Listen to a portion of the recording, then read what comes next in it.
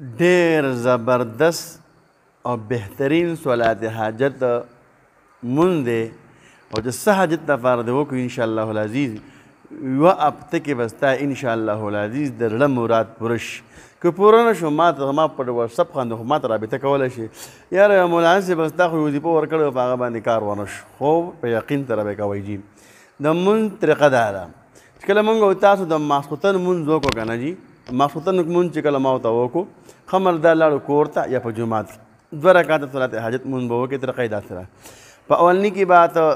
الحمد نواله ولدوالین امین هغې نه وروسته به ته 2 پېرې څو پېرې 2 پېرې به ته آیت الکرسي ووایې 2 پېرې به آیت الکرسي ووایې چې آیت الکرسي دې 2 پېرې وویله 2 پېرې به بیا وروسته بیا قل هو الله احد الله الصمد دغه ټول صورت په 2 پېرې ووایې په دې اولني رکعت کې به ته دغه 2 کاره وکړې آیت الکرسي به 2 پېرې ووایې او قل هو الله احد الله الصمد دا ټول صورت په رکعت کې په څوم رکعت کې په 2م رکعت ادوارین امین او بیا قل اعوذ برب الفلق 3 پېرې او بیا قل اعوذ برب الناس 3 پېرې دا ووایه او سلام وګرځوه چې کله سلام وګرځو د هغې نه بعد بیا سجده وکړه چې سلام دې وګرځو بیا پاسې نه ډایرکټ په بیا په سجده کې یا ارحم الراحمین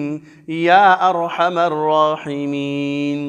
دا به 101 پېرې وي په سجده کې او بیا به دعا وواړه په دعا کې په پاوله کې درود شریف دا به 3 پېرې وي بیا فاتحه ووایې 1 پېر به فاتحه ووایې د هغې نه بعد بیا خپل د زړه څه حاجت وي هغه به الله ته په زارۍ باندې وژاړې د الله نه به وغواړې په اخره کې به بیا درود ابراهیمي بیا ووایې د هغې نه بعد انشاءالله العزیز یوه هفته کې ستاسو د زړه مراد پوره ونه که نه په چیلنج در درته وایم په دا پوخ یقین درته په پوخ یقین دره